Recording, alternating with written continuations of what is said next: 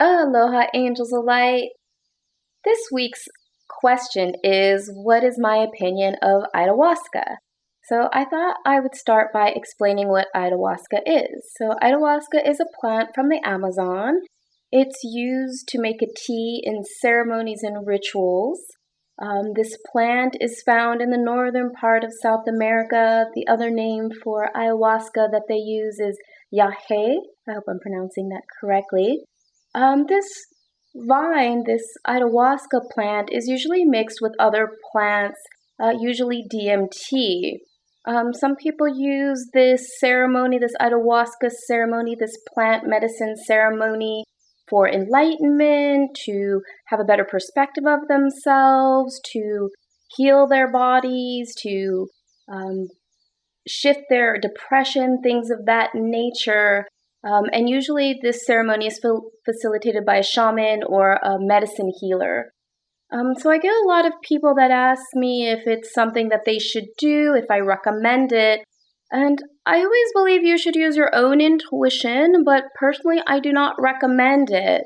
The reason for that is because I believe there's other ways to get enlightenment. I feel like there's other ways to access your inner knowing without hallucinogens, without drugs.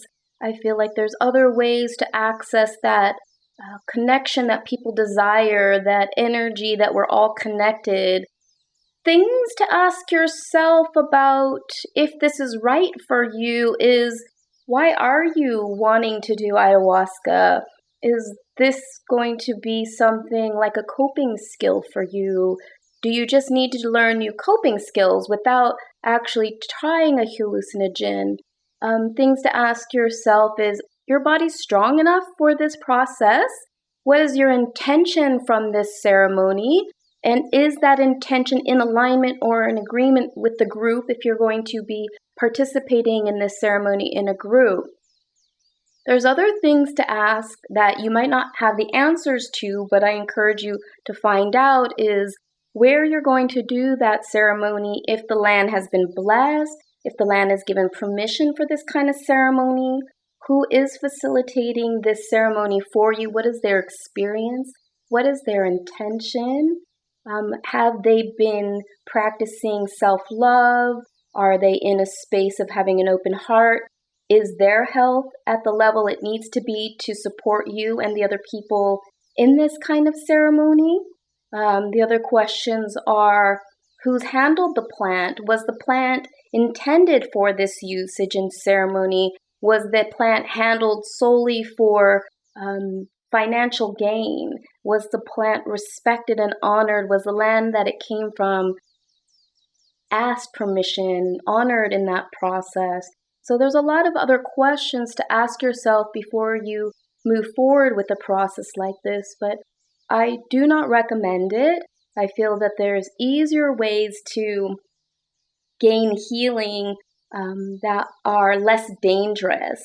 My concern and my experience with people that have used it is they've had new perspectives, but with it has come other challenges. They have not necessarily been dramatically better in their health or in their energy. They might have a new perspective, but a lot of people that come to me after those kind of ceremonies don't quite feel like themselves. Maybe they can still function, like they can go to work, they can drive their car, they can participate in their family, but there's something inside them that they know is different, that doesn't quite feel right, and that's usually how certain people find me after they've done this kind of process. When I look at it from an intuitive perspective, what it looks like to me is when this sacred tea is ingested, that it causes some of the entities or energies that are attached to the individual to leave, to purge, and can give the individual some relief. The problem is sometimes when that happens, their spirit also shoots out the top of their head, out of their body, and does damage, we'll say, to the spiritual structure, their crown chakra, their knowingness. Sometimes when people do this process, they give up all their seniority, all their own knowingness, their own confidence to another person, and not taking full charge or full accountability to their healing. This can cause problems for their health in other ways, even if something is remedied by an ayahuasca experience. So my opinion about that is some people are truly called to try this medicine. There are some very potent, heart-centered healers, medicine healers that practice with complete love and authenticity and respect in these ceremonies.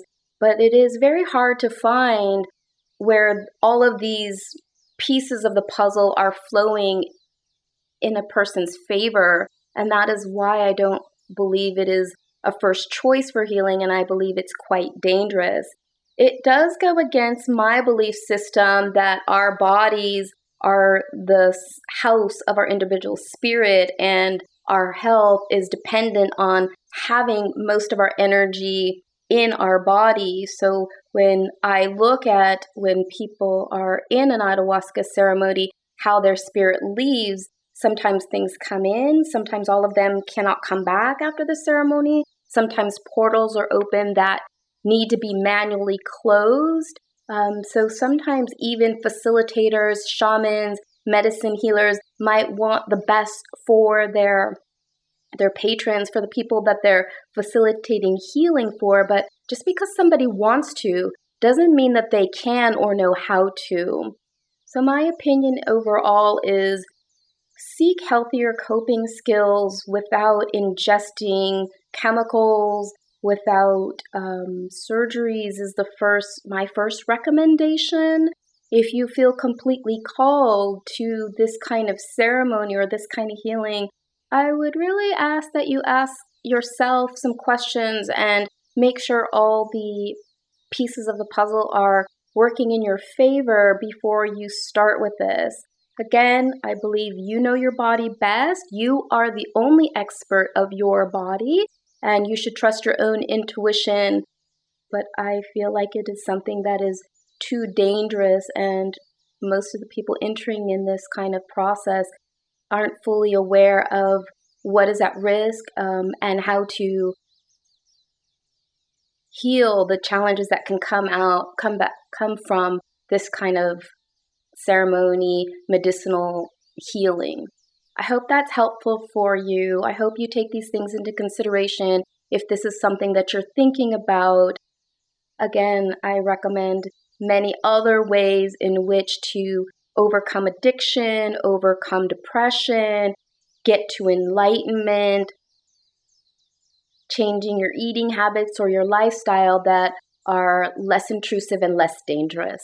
Meditation is one of my favorite ways, but I'm sure it's not the only way. It's just the way that I have noticed is the best for my clients and for myself. I hope this is helpful. Again, trust your own intuition, and I look forward to speaking with you and seeing you another time. Have a beautiful week. Aloha.